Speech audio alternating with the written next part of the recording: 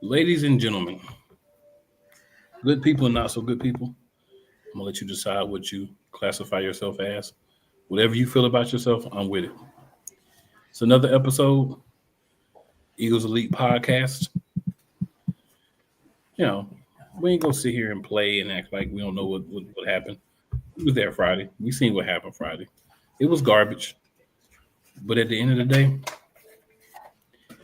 we know two things are gonna happen in games. You're gonna win them or you're gonna lose them. Benny's in the building with us now too. It's your boy Cool McCain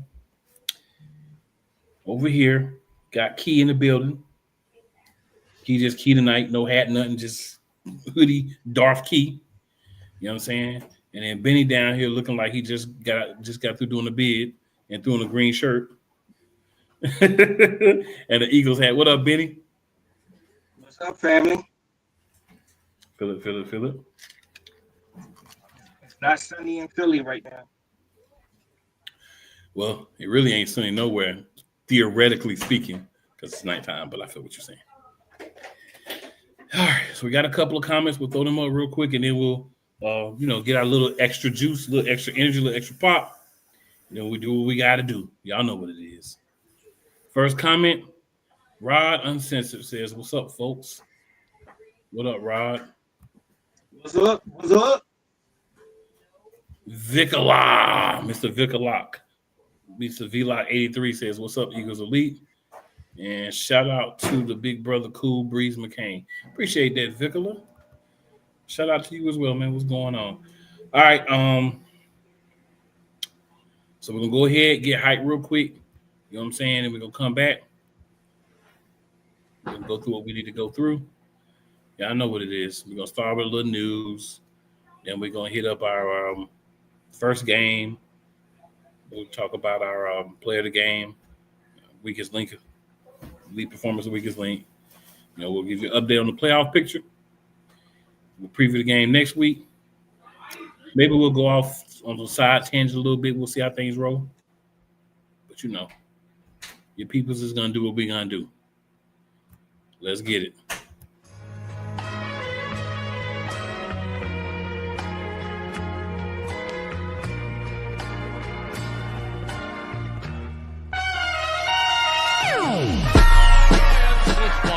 The kick is away, and the kick it's good! And the Eagles win! It's hard to come to South Philadelphia and leave here with the win. You just don't come to Philadelphia and leave here with the win. Eagles fans everywhere, this is for you. Let the celebration begin.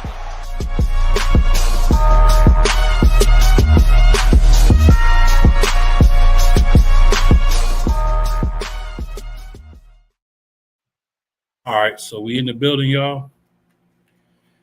And first thing I'll ask, how we do it every week. We're just gonna go through the different things we need to talk about. So the first thing, always,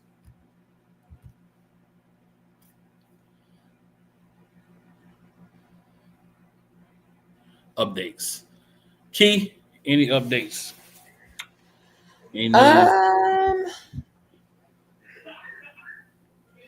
I think Marcus Epps has been elevated, or he's back. I remember seeing. Nothing crazy that I've seen besides just the weekly coordinator meetings and pressers, things of that. Yeah, Marcus Epps' practice window is opened, and then Perry Nicholson released from the practice squad. That's all really the updates. I don't know if you want to watch Hard Knocks. The NFC East is on Hard Knocks, so that's been talked about. So that was really it. Nothing update wise from Friday till now. Benny, anything you want to throw out there, sir? Same thing that Key just said. I that's what I read.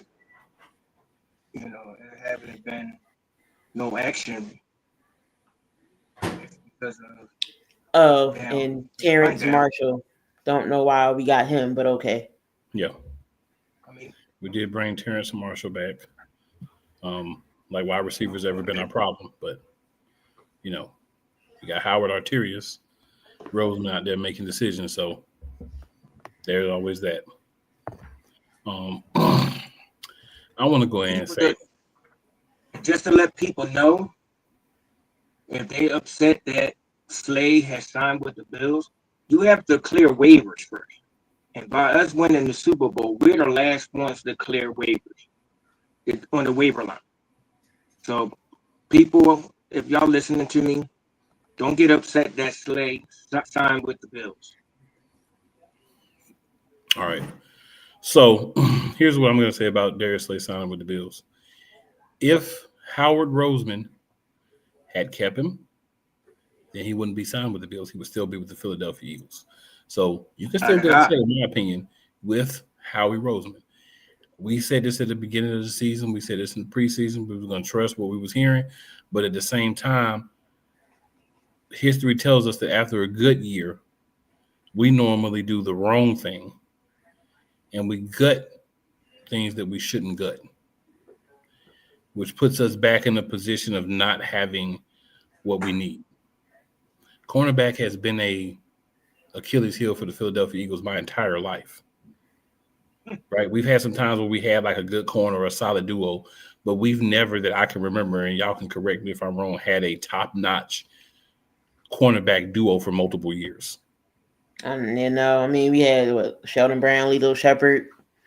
The only two that I can remember that we had, and even them, they left. I'm just like, oh, okay. Yeah, I wouldn't say they were top notch. They were solid. It wasn't top notch. Yeah, but that's probably the best duo we've had. I mean, we had good duos, but they wasn't top notch. Bobby Taylor and Troy Vincent. Mm-hmm. There was a good duo, but they wasn't top notch. And they only be here a couple of years. Like we don't. Of course, we all know B-Dog. Even he got traded, or even he left. I think that was a sad day when Brian Dawkins went to another team. I know that killed me. I was like, what are we doing? Yeah, but he wasn't a corner though. I know, but in the secondary position. I mean, I feel like we've always had really good safeties. Like safety is a position that we've in the defensive backfield or the defense in general. Safety and defensive line, I feel like we've always been a lot better than linebacker and cornerback. My personal opinion. But I think linebacker was definitely greatly neglected until a year or two ago. Defensive line, we normally do pretty good there because that's just a area of you draft guys and they're pretty much ready. The problem I feel like we have, and love to get you guys' thoughts on this too, is when we have corners and linebackers that need to be developed or are young and need playing time and don't just get thrown out of desperation.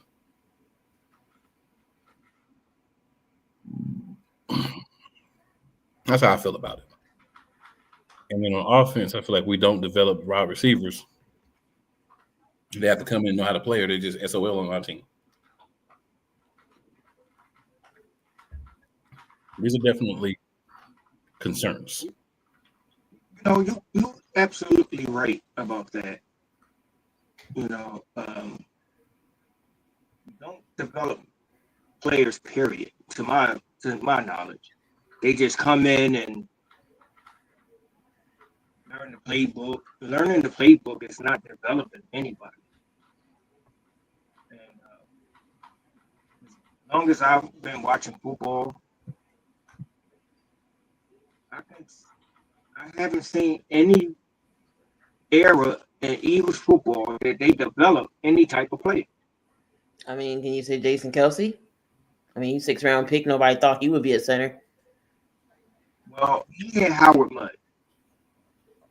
Howard Mudd put him on, taught him something, but it was mostly all Stout. Once Stout got his hands on him, Jason Kelce ran with it. Well, that's why I think that there are certain positions that we do all right in. Anything really along the offensive line, I feel like we do pretty good, but just because we have, the caliber of development there. But I think positions specifically that we are past trash at developing. Cornerback, linebacker, wide receiver. We have to get guys that either can do it themselves or they just gonna fall by the wayside. And it's crazy because we had the good draft last year. We got the 2 corners. We had the veterans, the other guys. And I get there could be other reasons besides what we know why the cornerbacks that left in free agency left, because you're looking at it like, am I gonna get an opportunity next year? How I feel about it and all that, and how they felt about Vic Fangio's coaching. And Vic Fangio's coaching may not have been that good for those specific guys. You know what I'm saying? We even talking about guys on the team this year. I know we still really updates, but we talking about guys this year. I'd like for y'all to answer a question for me. How many snaps do you think Jahad Campbell got in this past game on defense? He didn't get none. He played special twice. Special team. 38% of the special team snaps, none of the defensive snaps. Now, this is the same Jahad Campbell, my good people, that earlier in the season, getting interceptions, making plays, playing really well. The excuse that Vic gave as to why he didn't play a lot? The excuse that Vic tried to go with was that this was more of a running game and that Kobe is a better defender against the run, but he does need to find snaps for Jahad. Well, how'd that work out for you? Because we damn near got 300 yards rushing. So who stopped what? So my thing is that's a trash take. That was horrible, Vic. Next. You're not fooling nobody. Now, you have talent. You don't really know how to use young talent unless you have to. All right? Makuba played because he had to, because you got rid of everybody. That's the only way that he's going to play young guys. Jahad Campbell went from 96% of the snaps to 0 because other people came. Jalen Phillips got there. He took part of the snaps, and I get that. But you still need to find at least 50% of the snaps for Jahad Campbell. Come on. In this rotation, the way we're playing, the way the defense is on the field so much, and you're just going to ride the same guys in the ground? Yeah, I need to know who this Bryce Taylor or whoever the hell young is. Who? You mean to tell me he got majority of the snaps and then I never hear his name being called? Mm-hmm. That hurts a player's development. And I'm hoping it doesn't do this to Jahad because he's a hell of a talent.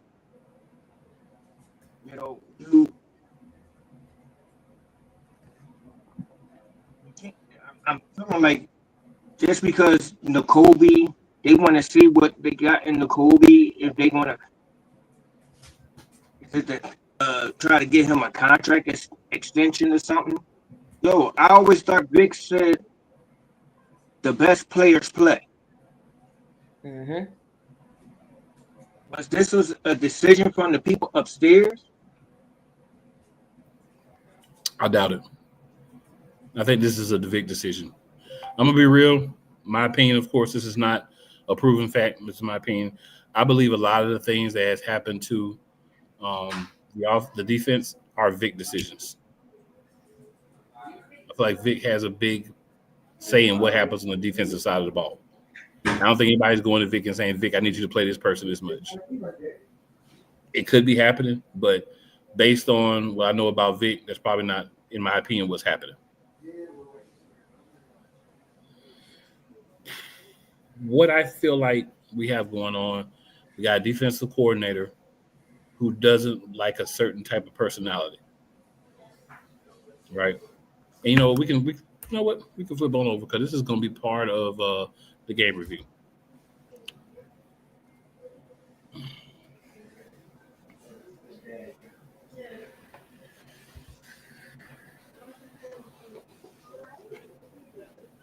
Rod says Asante Samuel and the other cat. Asante Samuel got signed to the full squad, so nothing could be done about that. We could have signed him before then, we didn't. Slade again. I think he might have been talking about when we had Asante. When we talked about the corners. Hot. Who was with Asante? Who was it? Who did you say? Who did you say, Benny? Was he talking about his pop or junior? We're talking about senior, not junior. You know, we had Asante Samuel, and I forgot who was on the other side when Asante was here for what that year he was here. But see, this is the thing, right? Number 31. He was y'all gotta listen to the statement. We didn't have any high-level duos for multiple years. You gotta listen to the entirety of the statement. Yeah, that we have some years where we had a good cornerback duo, yeah, but they only stayed 1 year. One or both of them. Was it Maxwell? No.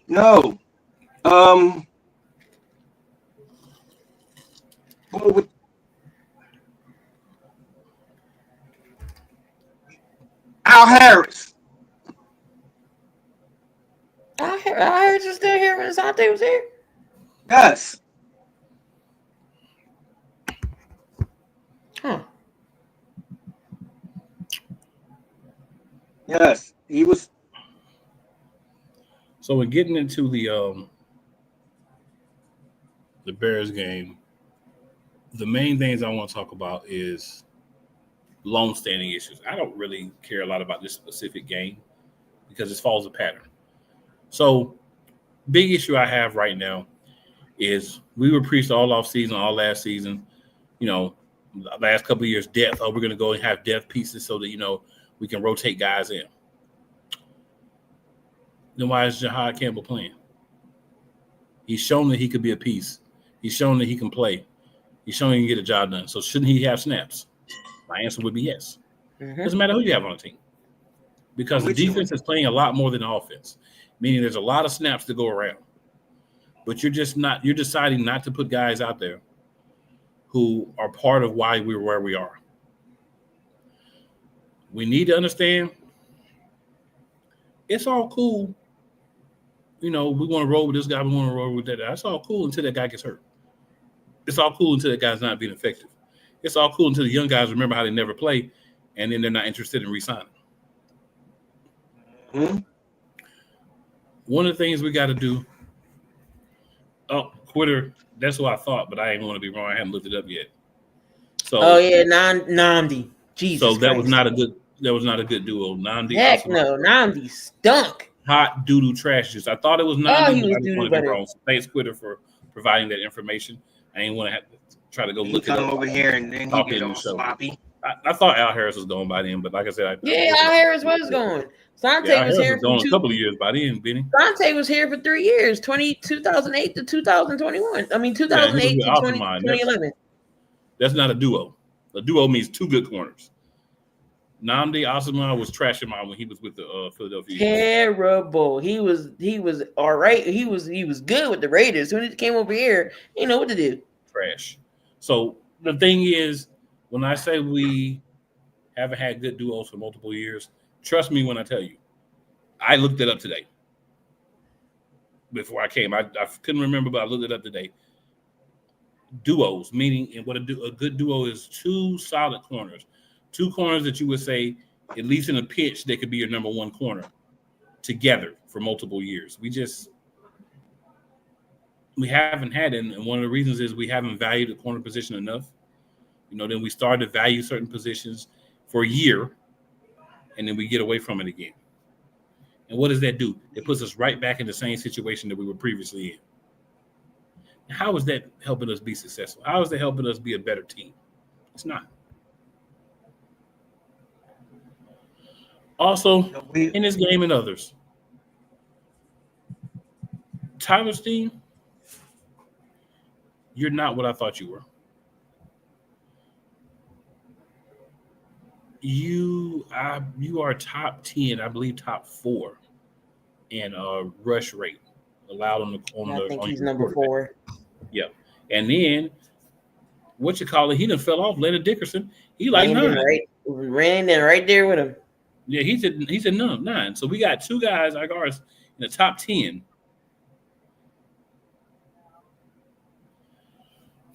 Tackles in the top 10 for allowing guys basically to get to your quarterback. Long story short, say how you want to say it, but that's what it really is.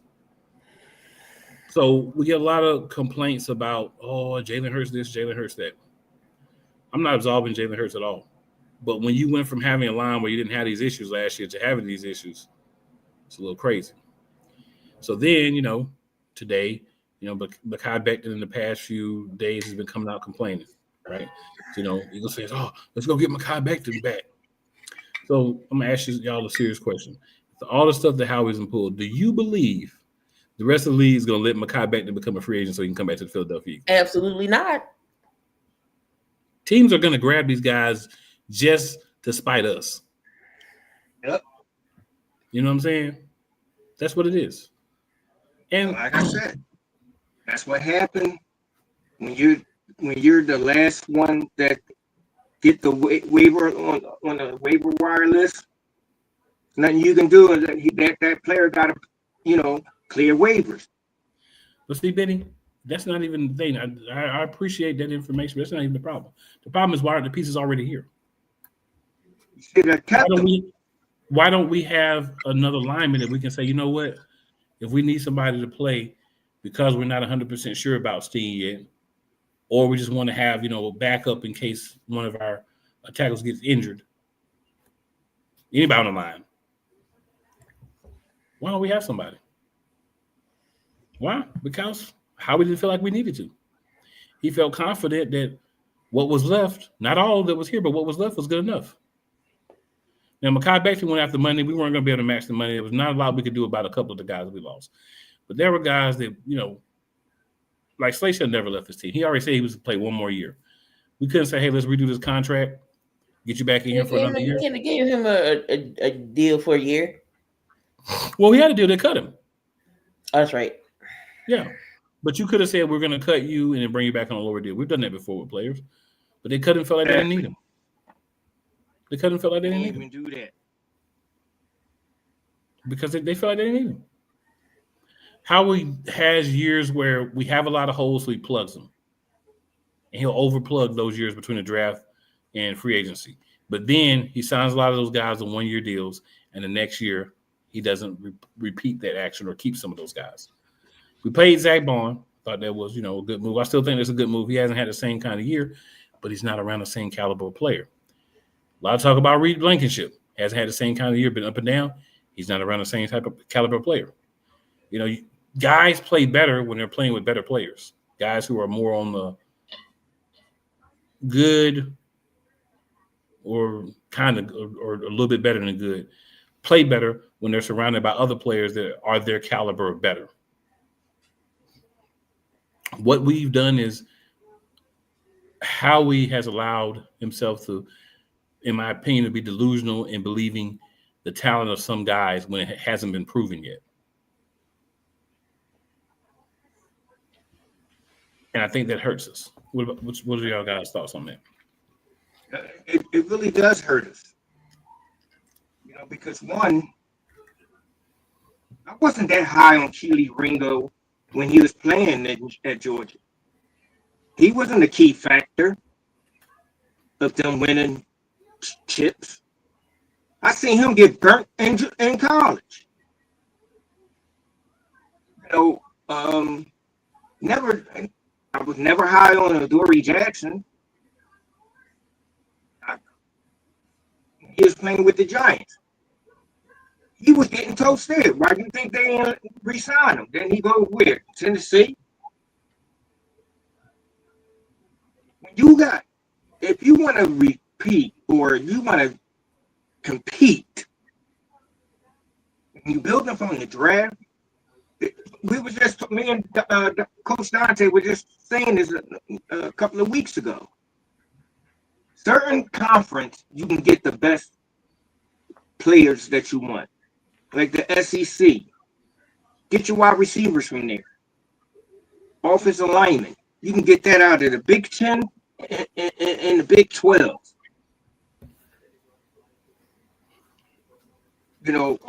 We do realize that Quinyon Mitchell didn't come from any of those conferences. Sure didn't. Right. So I get the whole like certain conferences, but I don't subscribe to that. And you have to get only certain things from certain conferences. I feel like you need to do your due diligence. Quinyon Mitchell, he's an anomaly.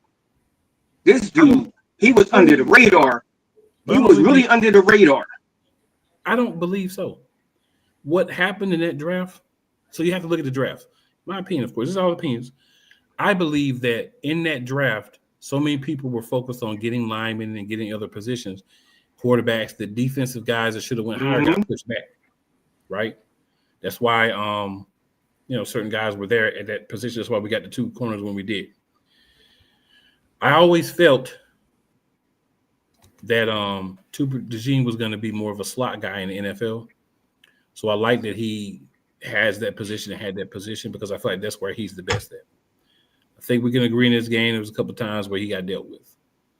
And I think it's not that he can't play outside some, but it has to be the right matchups. Right. He's more of an inside guy, and we should really, have him there. Him and Makuba got burnt a couple of games ago as well. So I think, that second corner is very important. And Jacorian Bennett needs a shot. Whatever's happening, whatever you've seen in practice, put that man out there in the game. He can't be no worse than Adoree Jackson. Exactly. Let me ask you this. Terrion Arnold, was he selected before Quinyon? I don't know.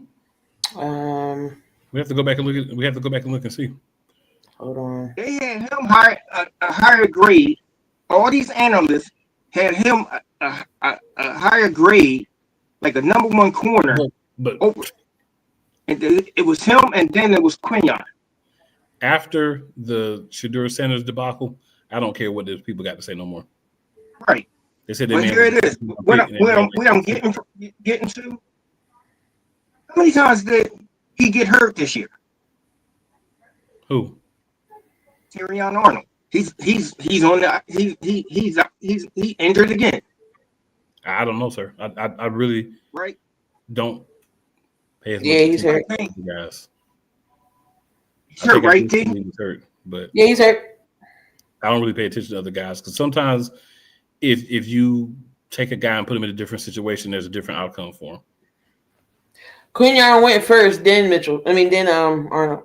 Okay, so Quinyon did go first because of our decision.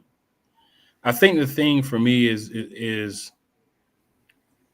it's more for me how you play, how you fit into the scheme of the team that you're going to, than where you're ranked or, if you're drafted, if you're the first player from your position drafted. I think Quinyon always fit what we do well. A lot of teams were upset once we got him, but you let him fall to us because you were so worried about getting other things. Because defense, I only believe, started going into the teens in that draft, really. Yep. Because the thing is, right. you have to get what you need. But you have to be a person. We're gonna get to that, Rod. Rod is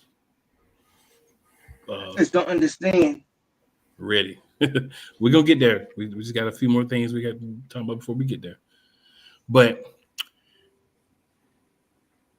we have to make sure that we get the right people and you have depth, because depth is what's lacking on this team on the defensive side, in my opinion. Because one guy gets hurt, we don't have anybody else to go in. So FYI, Marcus Epps has had his practice window lifted. He's now been elevated to the active roster. And he, according to Vic Fangio, he has a chance to start on Monday. He said that just like the rest of the team, our favorite safety, Sidney Brown, was up and down. Good grief. I'm glad he acknowledged that. This dude, man. Yeah. This is not the Canadian Hockey League. He's playing hockey instead of football.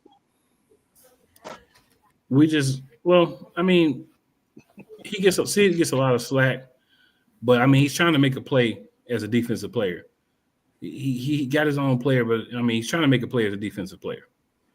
Do you want him to go around and try to hit and make plays, or do you want him to pull up and try to make sure he knows who he's hitting?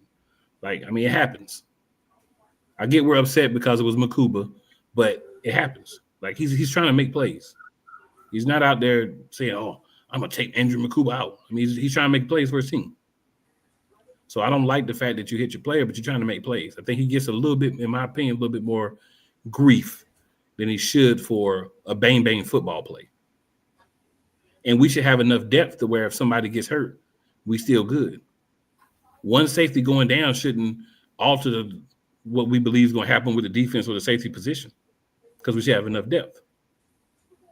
Or we should at least have some corners that could play some safety, right? Maybe if you put Adoree Jackson, Slohan Potts at safety, maybe play better. No. You know? Maybe. I mean, it couldn't That's be no a worse. big maybe. Couldn't be no worse. Can't be no worse than What do we normally do with corners once they get too slow to play outside? We put them at safety. Adoree Jackson is too slow to play outside. Yeah, because they're not gonna come. They're not gonna go at the safety. They always go at the corner. Always go at the corners because they want the big plays. So the safety helps over the top. So I mean, at least you can get some traction to help. Yep, because your old Hampos just run back the whole time, and maybe even if you're slow, if you just run straight back and then figuring out where to go, maybe you can make a play.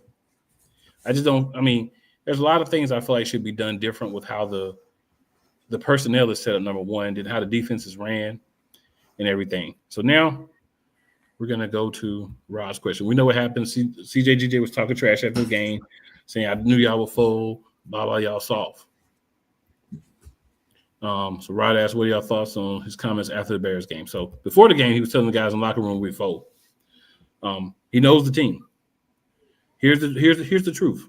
Guys like CJGJ, Brandon Graham, even Slay to an extent, they're dogs. They got a dog mentality. What that means is they're not going to you ain't going to just run up on them and say whatever, and they just going to duck, and keep it going and stay professional. They'll give you a little bit of words, some little bit of actions. They're going to bring some extra fire to the team. The only guy I feel like we got like that right now is Jalen Carter and then Brandon Graham, but he's not really being that much of a part of the team at this point. They're not playing him a lot. So you got to have those guys. And I feel like Vic doesn't like those guys. So we got rid of those guys. And we can see the difference in attitude without those guys. Yes. Honestly, GJ was right. We don't have those guys. We don't have the rough guys. We don't have the heart of the team guys. You got, 1% better every day guys. And I take full accountability for the umpteenth week in a row. For how we played and, whatever. And, you got guys like Quinyon. He seems mild-mannered, but he seems to flip it when he get on the field, but still young. You got like Makuba, Campbell. Those guys are young. You're not getting really any – I'm not seeing a lot of dog from Nakobe. I haven't seen a lot of dog from Jalen this year, but Jalen Carter's playing with a hurt shoulder.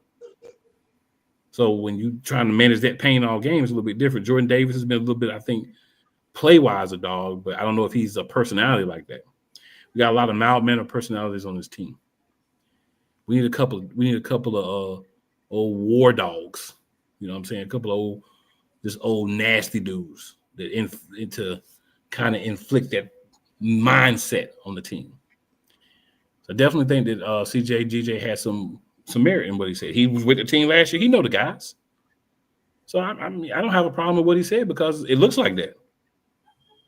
When your offense is just running the same plays and your quarterback like he don't want to run, and one guy seems happy when he gets his yards and catches, whether we win or not. It is what it is. I know we're supposed to be reviewing the Bears game, but there's a couple of things I want to touch on. I ain't really worried about reviewing the Bears game. We know what happened. We got ran all over. The defense broke. The offense did what they've been doing. So we don't need to talk about that 30 times. Seth Joyner had some comments. Did y'all see those comments?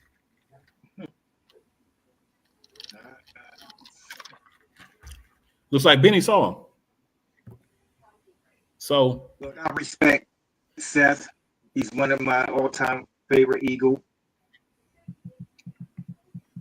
To paraphrase, he's basically saying that, AJ might get mad at what he's saying, but basically he feels that AJ's more concerned with getting his individual stats than team performance. And that he was sulking when we were winning and he wasn't getting the numbers. And now that we're losing, but he's getting the numbers, it doesn't seem to bother him that much. Key, what do you think about that? I don't have a problem with him saying that because I see it. I see it. So to me, it was about the number. What do you think, Key? I zoned out for a second. What was the question? So the question was, Seth Joyner was talking about how it seems like A.J. Brown is more about his own individual production than team success, because when we were winning, but he wasn't getting the touches in the production, he was sulking. And, you know, we've been losing the last couple of games, but he's been getting more production. We really haven't had any complaints out of him the last few weeks. So I was asking for your thoughts on that. I mean, we did notice that as soon as AJ was getting the ball, you know, he noticed he wasn't complaining as much, but the team lost. So it felt like, not say a wasted effort, but that didn't help us win the game. So, I mean, I don't have a problem with Seth Joyner saying what he said, because, I mean, low key he's not wrong. When we're winning and you're not getting the ball, you're gonna complain. You're playing subliminal messages, you know, just how your attitude, your body language is. But then we in a losing effort, but you're getting the balls.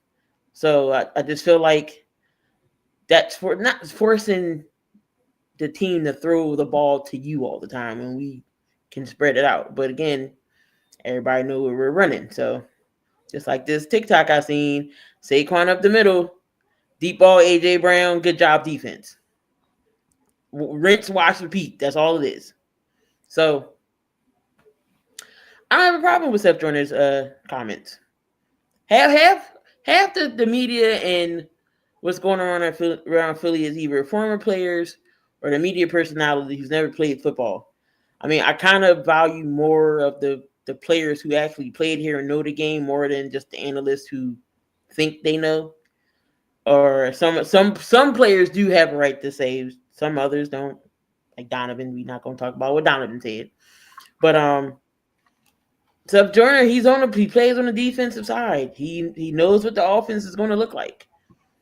Seth knows what he's talking about. Sometimes does he go off? Yeah, he does, but he's not wrong half the time. So I value Seth's, you know, what he say over anybody else out there. But he wasn't wrong. I don't have an issue that he said it. Oh, well, AJ's a big boy. Take it up and suck it up. Go out there and keep playing. You either going to bitch and complain, or you just going to go out there and play football. Anything else you want to add, Benny? You know,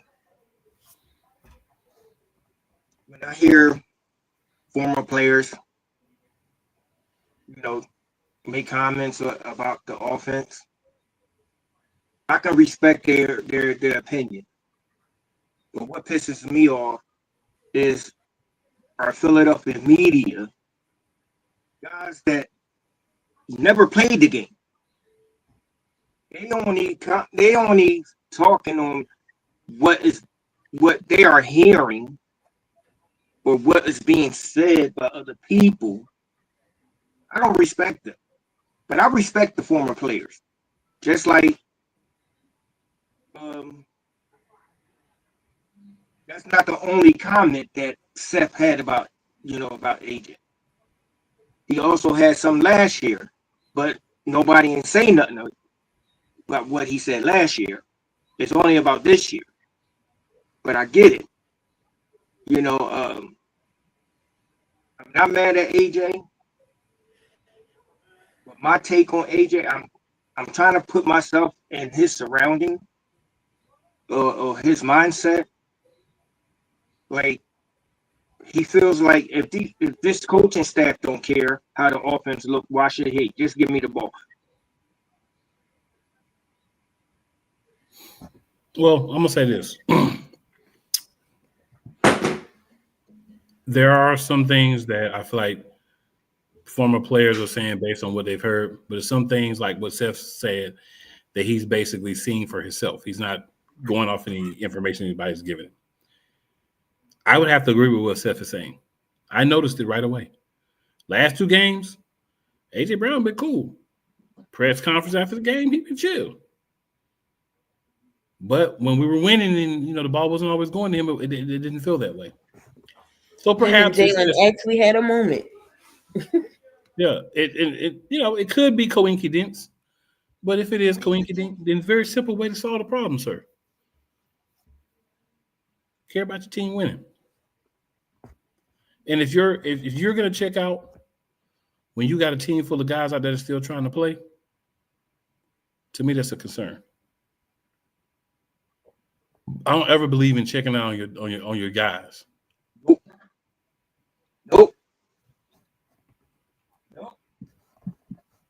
You know what I'm saying?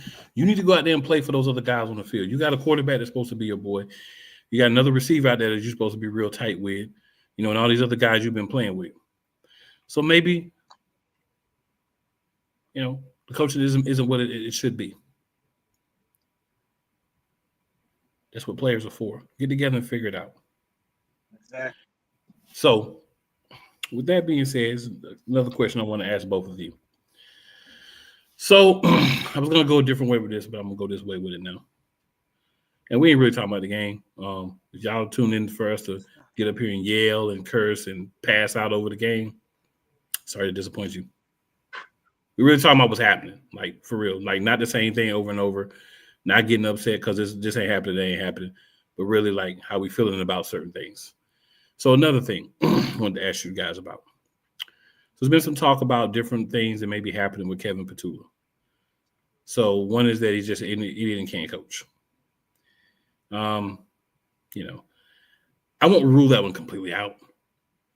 But the second one was that there's a lot of, or one of the other ones I won't say, it's not really in any order. One of the other ones was Petula is not completely in control of the offense. That at least partially Sirianni's trying to implement some of the things that he tried 2 years ago that didn't work then again.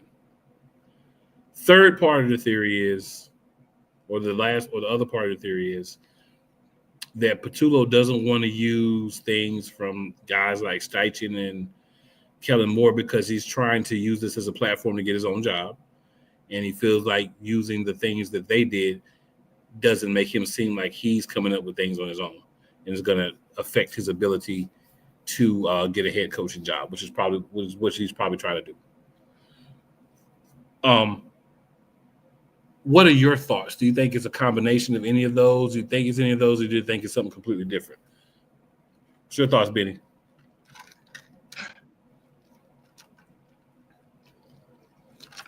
Well, one, we all know this is Nick Sirianni's offense. And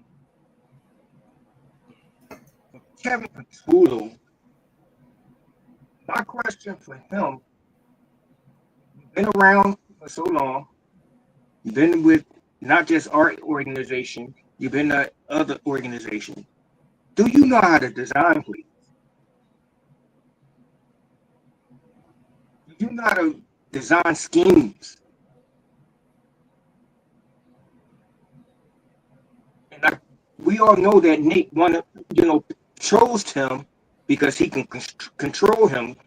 He don't have to worry about no ego in the room where like he couldn't bully like Kellen and Shane. Because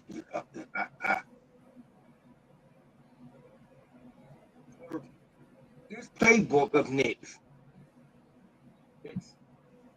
what's his name? Greg Cosell, Howard's grandson. He said it clearly. It's elementary, 9th grade elementary type of offense.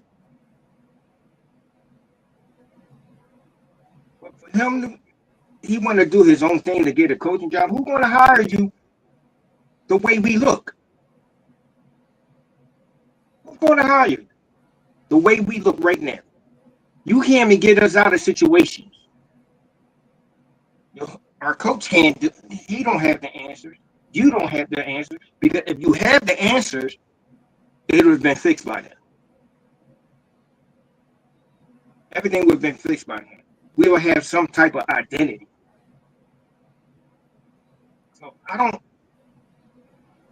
don't think he's trying to do something so he can get a coaching job, because he don't know what he's doing. This is his first time on this level. He was actually a gopher. Go get my notepad. Go get that iPad. Was you really paying attention when you was in these rooms with Shane and Kellen? Because if you was, you would. Perfect example. The NFL is supposed to be a copycat league. Everybody copy everybody and put their own flavor to it, right? He ain't even doing that. He ain't doing that. He's not ready, man. Key, your thoughts. He's not ready. So it's really just mind-boggling to me how everybody else in the league can figure out what we're doing. People in the comments on certain posts can figure out what we're doing. Nick Foles had a good couple of thoughts on KP. He was saying how before he was the offensive coordinator, he was the pass game coordinator, meaning so he was looking at different concepts, and he was up in the booth in a controlled environment where he's seen all that. His suggestion is to put him back in the booth, put him back up in the box where he's by himself in a controlled environment and he can see things. I don't know if that's going to make a difference, Nick, and I value your opinion. He did have some good key thoughts. He said when he was in the offense, he would ask his guys, yo, what are we seeing? What do you think will work? And he was like, JP told him, let's run this. And he went to run it by Doug to make sure it was okay. I don't know if Hurts is in the huddle asking, or I know he's probably on the sideline because everybody think, Jalen sits by himself and don't talk to his guys when he do. If y'all seen that clip from Hard Knocks, he held himself accountable for not making that pass to Devontae Smith because that would have been a walking touchdown. He even asked. He said. He even asked. You even heard ask Devontae, what did you see? And he's like, all right, that was my fault. So he does take accountability for things that he doesn't do, and I'm sure he talks to his guys. But I don't know if putting KP up in the booth would make a difference. Nick can't call plays either. There's a reason why we had he got that role pulled from him. And the reason why we went outside and got an OC. Frank Wright.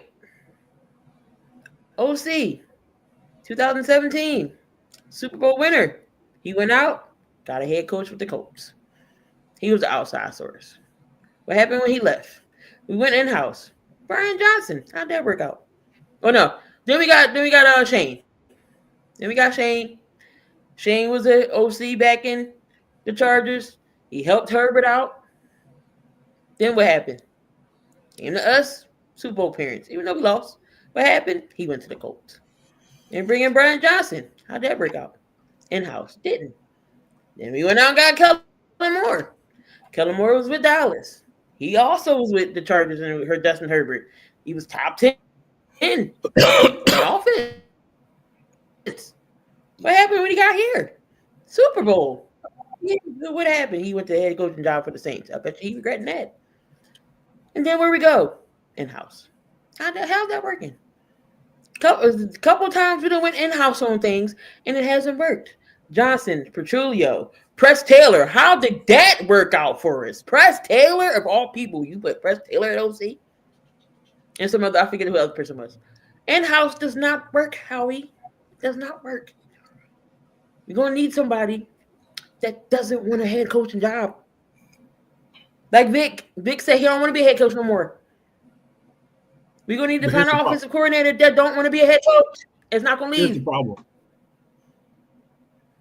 Those guys are trash. That's truly the problem. Unless if you guys can come up with somebody for me that you're pretty confident don't want to be a head coach, that's a good OC. Because I feel like if you're a good OC, your goal is to be a head coach. Mm-hmm. So I feel like it's going to be hard to find a good OC that doesn't want to be a head coach. I think the problem is the other guys that we're promoting are not the right guys.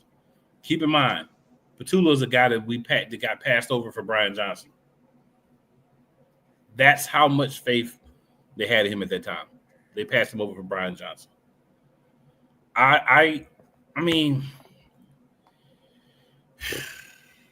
Kevin Petula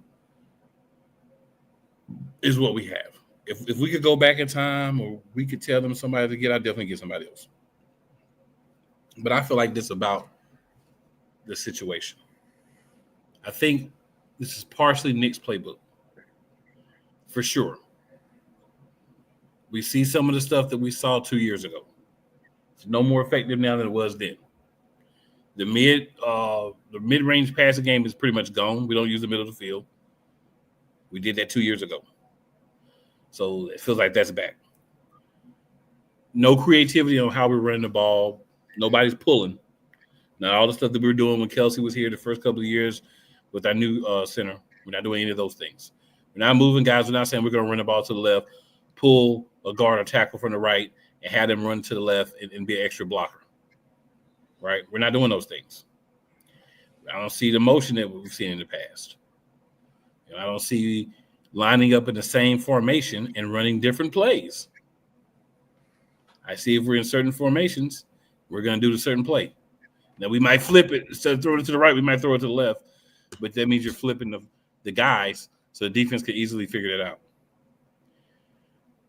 I think he doesn't want to use what was successful for Steichen, what was successful for RPO was our bread and butter. Yeah. But I think that he doesn't want to use those things because he does feel like he's going to get a head coaching opportunity. And honestly, whether we feel like he deserves it or not, he probably will get one. That's sad. We're 8-4. We could probably win at least 2-3 more games, right? I mean, we played the Commanders twice. We played the Raiders. We played the Chargers that may not have their starting quarterback. And then we're going to also play the Bills. So to say we could win at least 2 or 3 of our last 5 games is reasonable. It's the Chargers, Raiders, Commanders, Washington, Bills, Washington. Commanders again. But I'm saying in that 5-game stretch, we played the Commanders twice, the Chargers, the Raiders, and the Bills. So in that stretch, it's easy to say we could win probably 3 of those games, at least. So we get to 11 wins. Let's just, for sake of argument, we get to 11 wins. We're going to make the playoffs. We're going to have at least one playoff game. I mean, I didn't say between 11 and 12 wins was our ceiling this year. Yeah. And that's gonna be enough to probably get him at least interviews for jobs.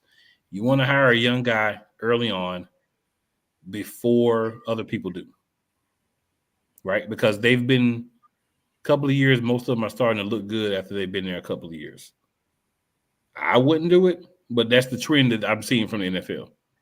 You talk about the Panthers, Dave Canales. You talk so many teams you could talk about.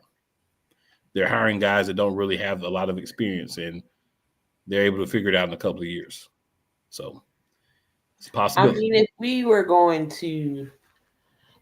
going to promote an in-house guy, it should have been the quarterback's coach. Who has play calling. Who has play calling experience, head coaching experience at Bowling Green. I thought we was going to get Harold Fannin Jr. in the draft because that's where he coached him. But I thought we was low-key was going to draft another tight end, and he was on my draft board, but we didn't. And so if you wanted to promote somebody, let's just say Nick did fire him or he lost, you could have put him there. But His Yeah, name if is- you're going to hire somebody from in-house, we definitely need people with some type of experience, call the plays on some level at least. That's a big problem. That's a big concern for the team, not just this year, but moving forward. Are they going to continue to allow Nick, whether this guy stays or goes, to just get whoever he wants and promote them? Like, hey, buddy, it's your turn to try to go be a head coach now. Right? Like, what are we doing? Right. It's still, like I said, it's still just mind-boggling that everybody in the league is talking about how vanilla and predictable our offense is, and y'all two doofuses don't see it. So Quitter 215 says Kevin Petula needs common sense. Everyone knows you keep the ball on the ground on a windy day. So that's the one game thing. My focus is more the long-term thing. I feel like the blend of Sirianni's playbook and Petula not wanting to use things that have been successful for other coaches because he wants to set himself apart because of arrogance. He wants to be the reason why he gets an opportunity all on his own. Doesn't want anybody to be able to say because he's doing this or doing that. As Diva said plenty of times, if you want to be successful, you have to pull from the successes that's been had in the past recently. Like, we're not saying go back 6-7 years. We're saying go back to what was good last year, 2 years ago, times when the Eagles looked good offensively. And we don't have to look amazing. We just need to look solid. Right? If our offense is just moving the ball, getting points, even if it's threes, getting some sevens, we win a lot of games. Even last year when we won the Super Bowl, we were having one half we play good, one half we play bad. We're not even getting a half this year. Most games we might get a quarter. Against the Cowboys a couple of weeks ago, we lost. We had really 21 points like a couple of minutes into the second quarter. We ain't scored no more. That wasn't even a good half. It was a good quarter and maybe 2-3 minutes of the second one. It has to be better. Play calling can't be vanilla. And I feel like Nick mandates that we only use so many plays for so long in the season. Because I feel like every year we get to the end of the season and we start seeing different play calling. Right? And it's like you can't continue to do that and think it's going to be successful, bro. At some point, you got to actually say, you know what? For us to be successful, we need to go out, and maybe we don't lose every play every week, but we need to start adding some more plays or adding some more variations of the plays we're doing. Right? And I think a lot of last year, too, was because the line was so well, there could have been a lot of plays being called that were bland, but the team was just good enough to be like, nah, it's not working. Saquon bounce it outside. Right? Because you see a lot of him stopping, jump cutting, bouncing. So he probably wasn't getting a lot of plays called for him to go outside. He was just making an adjustment based on what he was seeing. We acknowledge that there's been a lot of times where Jalen has called audibles on pass plays or audible run play into a pass play. But it's not enough. If you're getting garbage plays or plays, I'm not even going to say garbage, plays that are not going to work and they're not going to work, audible is something that you think will work. What are they going to do to you, Jalen? Are they going to say you didn't put my playbook? Go sit down? Put Tanner McKee in? No. You're the guy. You got to take more control. When the coordinator is lacking, the quarterback needs to take more control. That's something that hasn't happened on a consistent basis since Jalen Hurts has been in Philadelphia. I've been on this show, Key. You've been watching. Even before you were on the show, I've been saying Jalen's got to step up, and Jalen has got to take command. He ain't done it yet. The good boy. The year we went to the Super Bowl and lost the first time, Jalen was straight face, straight business. Didn't crack a smile, didn't do anything. Last year we went to the Super Bowl, this man was having fun. He was, chilling, talking, smiling, laughing, out there having fun. I don't see that this year at all. None. Like the Jalen that we seen, what was it, the Rams game when they showed him on the sideline chewing folks out? Where is that Jalen? Bring that Jalen back. Go over there and say this ain't working. Fix it. Do something. We seen he didn't seem too high on Petula getting a job. He wasn't. Yeah. So because he already understood what was going to be. But I think you got to, as the quarterback, you got to be like, look, man, I know that this ain't going to work with what he's doing. So we're going to be audibling more. We're going to be calling some different stuff because we got to make something happen. Hot route, something. So I put a piece of the blame also on Jalen because it's time for you to step up to the next level of being an elite, trying to be an elite quarterback and being a guy that's more involved in the play calling. So whoever the coordinator is, you're more involved in the play calling. And that's what we were told or hinted at was going to happen this offseason. That's been a lie for the most part. See, the last thing. Go ahead. Very cool. The last thing about just the team as a whole, there's no fire. We need some emotional leaders to step up. Kind of touched on this with CJ GJ, what he said, but like seriously, we need some guys to step up. We need guys that's going to be getting in people's ass when things ain't going right. Players, not some coach all the time, but players saying, hey, I need to step up. We have veterans on the team, but again, a lot of the guys who had that fire, who had that disposition, they're not here anymore. And a lot of those guys on the defensive side of the ball, who controls defense, who has a say in defensive personnel, Victor John Fangio, that's who. But who makes the ultimate decision? Howard Arterius Roseman. Y'all two got some explaining to do to this fan base. Oh, and by the way, Kevin Petula, your house got egged because your coaching is trash.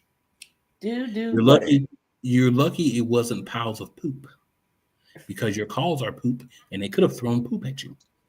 People could say, oh, he went too far. I'm not going to argue with you whether he went too far or not because, you know, it is what it is with that. But if you call better games, it wouldn't happen. Well, Maybe we had We'll see. one game that was played perfection.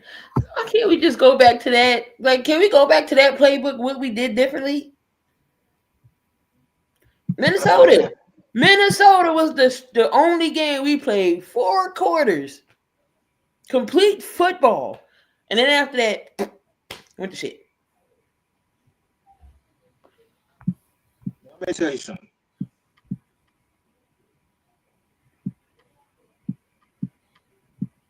What makes a good coach?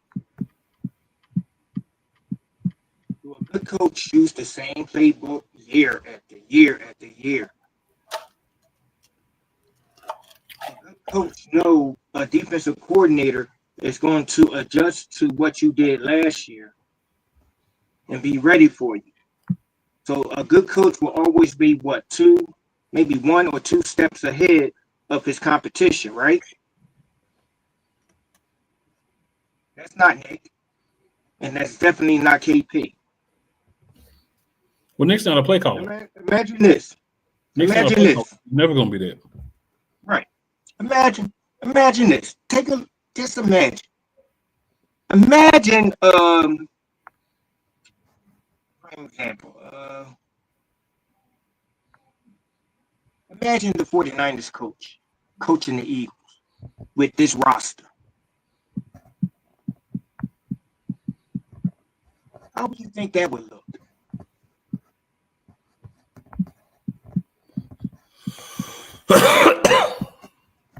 Depends on the defense. No, I'm just saying the offense. Because you can't say that. Well, because you know he can you know how to make adjustments. All right, put it like this. What about imagine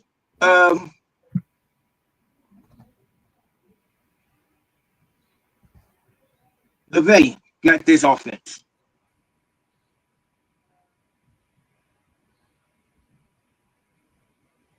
See what he doing with Puka and the old ass Stafford.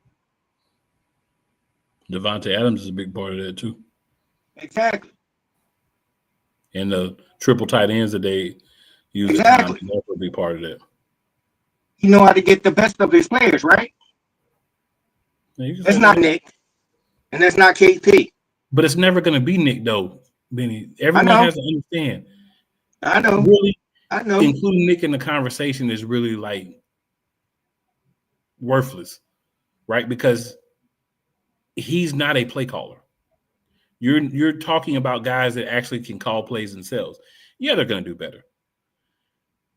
We have a unique situation. We don't have a head coach who can call plays, so we depend on the coordinator to be the play caller for the offense. When you bring in guys that have never done it before and you don't have a coach that can help them, then you already know what it is. What you have to do is we're never going to get it, Cole. We have to start creating. We have to start creating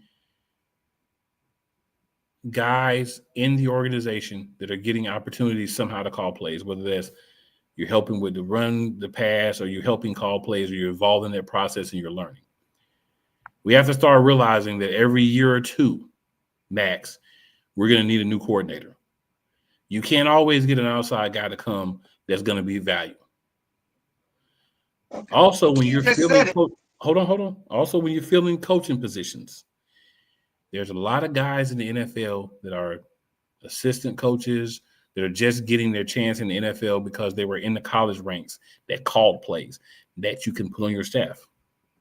So that when situations occur, you have guys that have experience calling plays that you can put in positions. The problem is we're getting Nick's buddies in positions.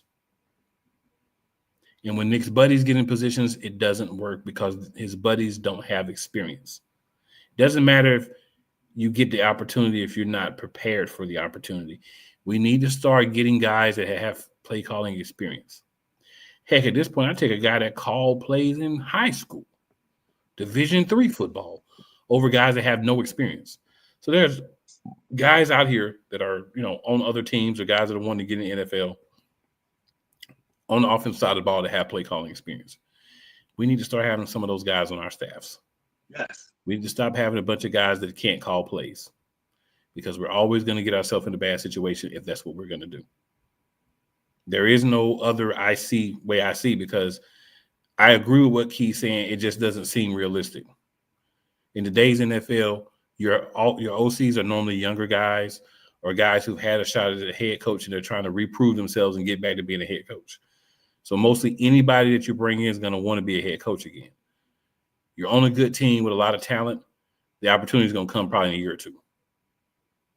So the problem is a pipeline. You got to have a pipeline. We don't have that. I've been saying that for years too. You got to have a pipeline. You know what? It's so funny. I was talking to these Giants content creators, right? And it was like, who the hell is Mike Kaplan? So I had to put him down. I said, listen, see, this is why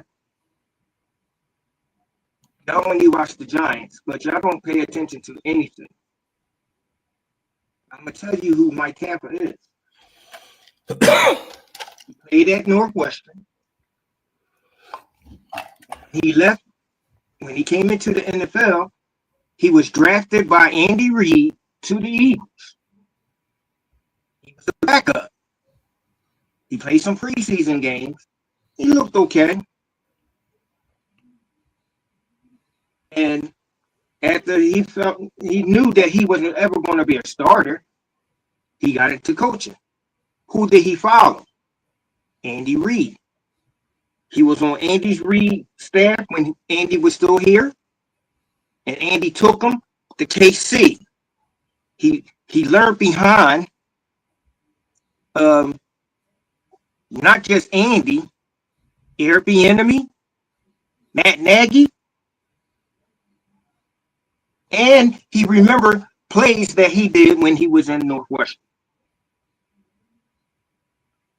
He gets to the Giants. All those trickery plays that you saw them do against Detroit, that wasn't Brian Daboll's playbook. That was his. That was his. So I'm saying this. He's going to be a hot commodity. Young guy, very innovative. I don't know if the Giants is going to, take the interim tag off of him and make him their coach. And those players responding to him. I would love to have that boy over here. I would love to have him over here.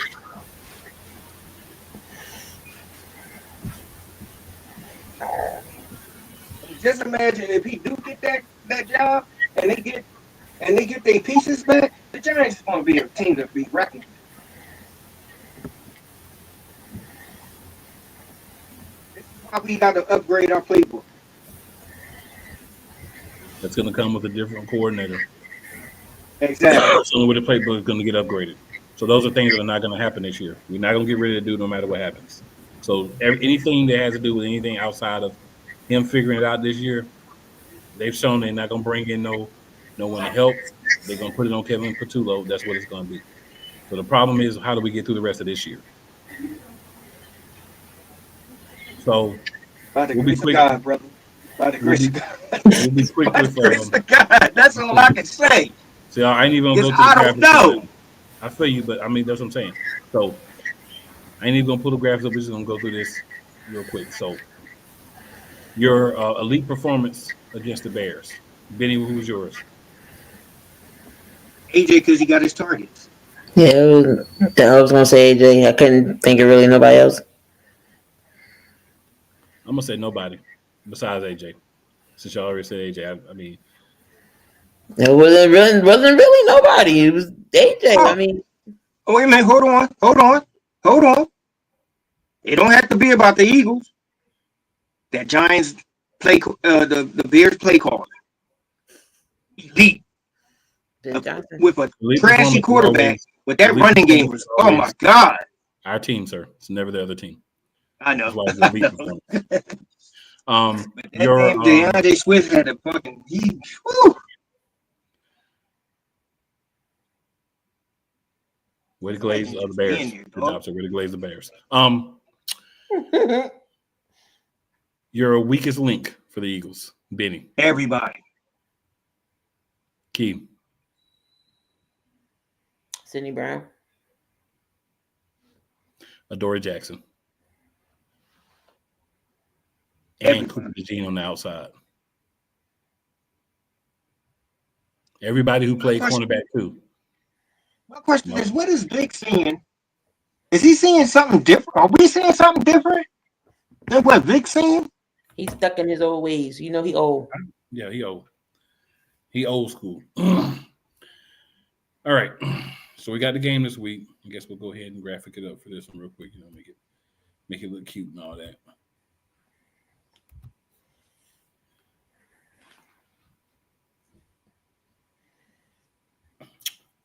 Game of the week. Chargers, Monday night. They may or may not have the quarterback.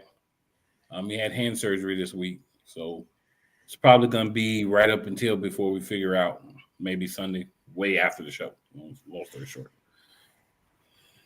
For the sake of discussion, let's say he's going to play. We're just going to at least try to give it a go.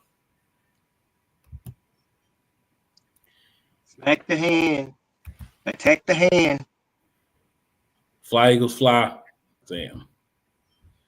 So, what should we be attempting to do to change our fortunes and pick up a win this week? Key, I'm going to start with you. By any means necessary, just win a game. I don't have nothing else to say because we say it every week. just find a way to win a game.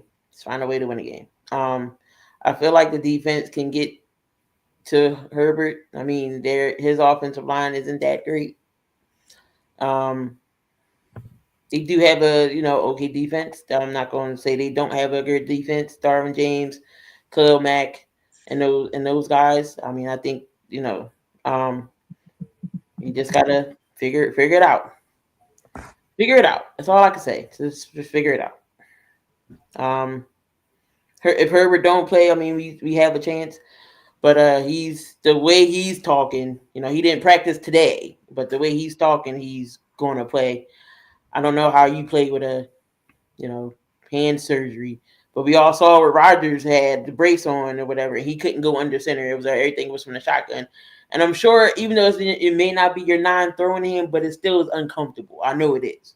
So it's going to be difficult on his part to try to play with some type of cast that, that's going to be your, you got to catch the ball shotgun situation. And you got to pass it. So, and then you're not throwing it side hand when the ball does come, and you got to, so it's going to be tough with an injury, especially just having surgery. So we'll see if Herbert plays or not. It's up in the air at this point, but just got to find a way to win the game. Just got to find a way to win the game.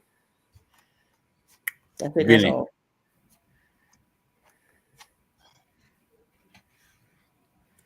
The offensive line have to be disciplined. It's time for them to pay attention. Stop getting bullied and be the bully.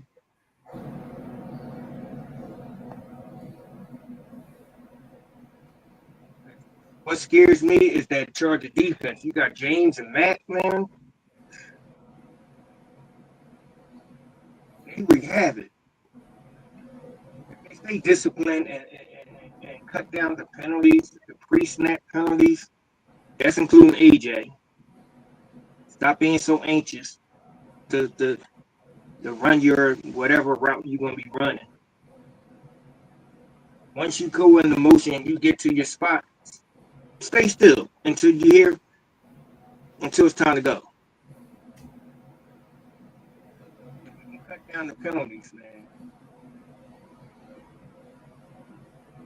The offensive line just